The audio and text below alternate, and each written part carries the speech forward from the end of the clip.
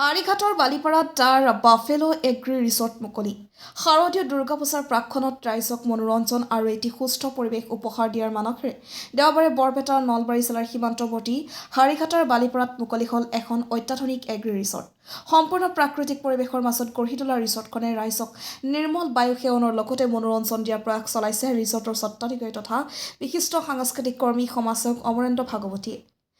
সাংস্কৃতিক তথা প্ৰকৃতিপ্ৰেমী অমৰেন্দ্ৰ ভাগৱতীয়ে হাৰিঘাটাৰ বালিপাৰাত কেইবাবিঘা ভূমি গঢ়ি তুলিছে চালে চকুৰা ৰিছৰ্টখন। ব্যস্ততাপূৰ্ণ জীৱনক কিছু সময়ৰ বাবে আমোদ দিয়াৰ মানসেৰে বালিপাৰাত প্ৰাকৃতিক পৰিৱেশৰ মাজত গঢ়ি উঠিছে দ্য বাফেলো এগ্ৰি ৰিছৰ্ট। দেওবাৰে সন্ধিয়া এক নান্দনিক পৰিৱেশৰ মাজত ৰিছৰ্টখনৰ মুখ্য দ্বাৰ মুকলি কৰে জনপ্ৰিয় ইউটিউবাৰ বিকাশ দাসে। ব্যয়বহুল প্ৰযোজনাৰে ৰাইজৰ মাজলৈ আহি থকা অগ্নিবীৰ বোলছবিৰ অভিনেতা অভিনেত্ৰী ইউটিউবাৰ সংগীত শিল্পী আৰু স্থানীয় লোকৰ উপস্থিতিত মাংগলিক কাৰ্যসূচীৰে ৰিছৰ্টখন মুকলি কৰা হয়।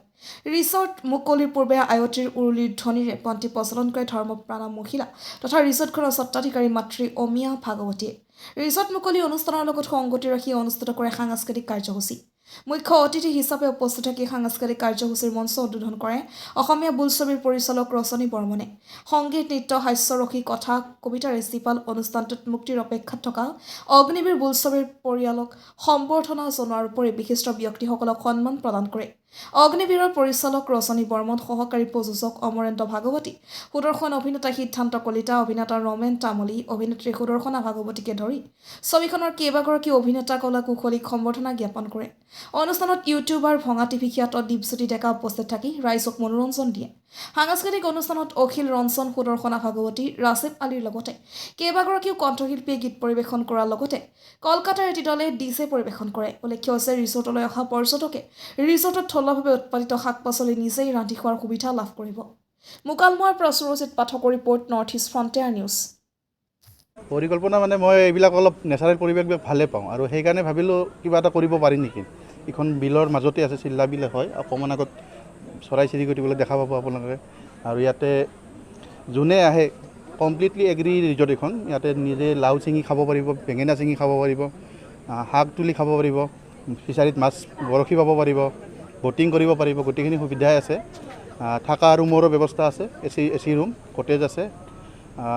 তাৰপিছত আপোনালোকৰ যদি কোনোবাই ভাবে যে আমি নিজে বনায়ো খাওঁ ইয়াতে, তেনেকুৱাও আমি কিটচেনৰ ব্যৱস্থা কৰিছোঁ। আজি এটা আমাৰ আনন্দৰ দিন, এটা গৌৰৱৰ দিন যে মোৰ বন্ধু আমাৰ অমৰেন্দ্ৰ ভাগৱতী এখন আজি বাফেলো ৰিজৰ্ট আজি শুভাৰম্ভ আজি মই কৰিলোঁ।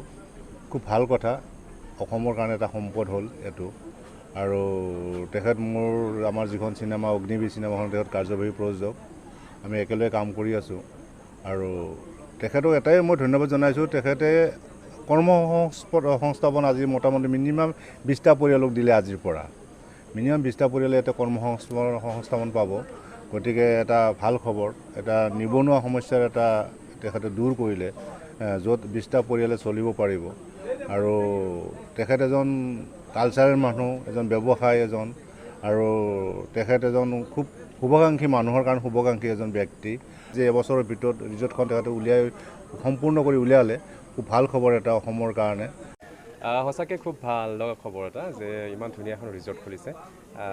যিহেতু মই তেখেতৰ লগত আমি এখন ছবিৰ লগত জড়িত, অগ্নিবীৰ বুলি এখন খুব ধুনীয়া ছবি আহি আছে, আমাৰ খুব সোনকালে ৰিলিজ হ'ব।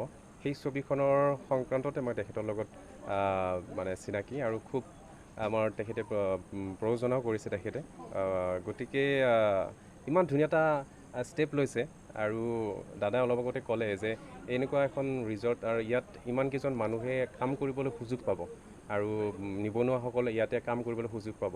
আৰু যিয়ে নহওক ইয়াৰ ওচৰ পাজৰৰ মানুহসকলকে আহিবলৈ অনুৰোধ কৰিছোঁ, কাৰণ ইমান ধুনীয়া এটা পৰিৱেশ, খুব ধুনীয়া এখন ব্ৰিজ এখন বনাইছে।